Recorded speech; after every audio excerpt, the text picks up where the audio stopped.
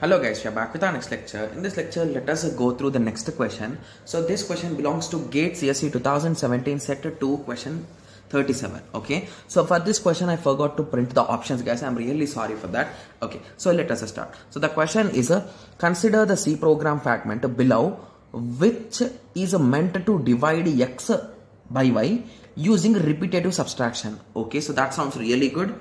Okay, repetitive subtraction.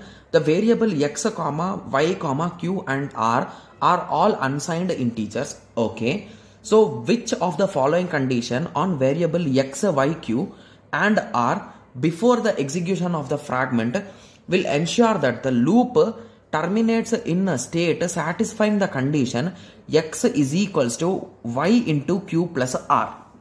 Okay, so if you ever solved some division problems, you will understand what is this logic is saying. So it is nothing but, so when we do division, right? So if you recall, whenever we are doing a division, so let us assume 2 divided by 6. So what will be the coefficient? It is a 3 and the value which we will be getting is 6 and it will be 0. So this is the remainder, right? Yes. And this is the coefficient, right? Yes. And sorry, this is the, I don't know exactly what this is called and this is called. So this is a this and this is a this. So one is divisor and one is a dividend. I'm not 100% clear with them. I'm really sorry for that, guys. Okay. Yes. I know that's a silly thing, but I confuse with them. Okay. Yes. Okay. So that is a formula, right? Yes. So this is the exact representation and that division is only what which is doing, guys, right? Yes. So now our question is we need to check the condition which is satisfying it. Right? Yes. So let us observe the conditions carefully. Okay. So shall we do it with the observation or shall we solve it step by step, guys? So I think most of you will be interested if I solve it, right? Yes. So that is the reason why let us try solving it. So what's wrong in that, right? Yes. So now we need to check when at which point. So before the execution of the fragment, which ensures that the loop termination. Okay. So before even executing this code, you should check this condition. So what condition will satisfy? Okay. So let us take a small example, guys. Okay, yes. So what are all the variables? So it is x, y, q and r. So r is nothing but remainder, right? Yes. So initially before starting the loop, what should be the remainder, guys? So will you have remainder 100 before even starting division? No, right? So initially the remainder should be 0, right?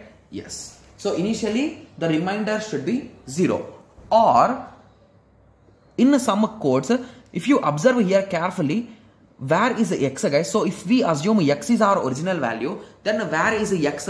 So x is not even there in the question, in the code, right? Hence, instead of x, they used r, guys. So what is r? R is nothing but x.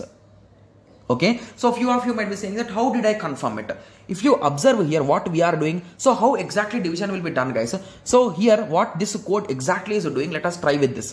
So it will check whether, so assume that r is equals to 6, okay, and y equal to 2, okay, and coefficient equal to 0 in the initial cases, okay. So what we will do is, so we will do 6 minus 2, the result is 4, and you will increment q with 1, okay. Similarly, you will perform repetitively this, so the result will be 2, again it is a 2, so it is incremented by 1, incremented by 1. So again you will do, so 2 minus 2, it is 0, it will be incremented by 1, so the remainder will be 3. So the coefficient will be 3. So this is the coefficient, this is the remainder, okay, yes. And this is our r, or so this is not our r, but that is our x, okay, yes. So indirectly r equal to x. And what is the coefficient initially? So initially the coefficient will be 0, right? Yes. And what will be the y? Y will be our value with which we want to divide. So that is nothing but 2 in this case, right? Yes. So let us start comparing the options. So first option states that r double equal to 0. So here this is an AND operation, right? Every operation here are AND. So basically if you prove among these 2 or these 3, if you prove one is wrong, that option will be eliminated. So is r double equal to q, guys? No. Hence this option is wrong. So even you can check on the other side. Is q double equal to r? No, because q equal to x. So indirectly here r equal to 6, right? Yes. So it is not equal. So hence option A is absolutely wrong. So moving on to option B. It is saying always x should be greater than 0. Yes, that is correct. Moving on, it is saying r double equal to x. Okay, so r double equal to x. So that is also correct. And next option states that y is greater than 0.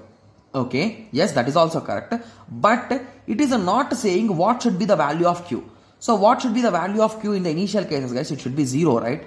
Yes. So that is what is missing in this equation, and that is what is existing in the next equation.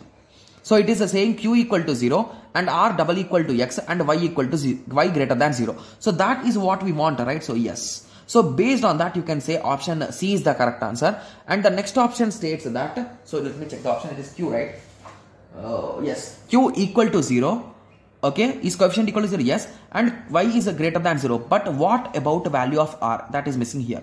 So that is the reason why C will be the correct answer, guys. Yes, with a small logic, we have identified the formula, right? Yes, the condition, right? Yes. So I hope everyone got a clear idea on this question. So in the next lecture, let us go through the next question. Okay. Yes. So let us meet in the next lecture. Thank you. Thanks for watching. Like, share and subscribe for more awesome videos like this. Thank you.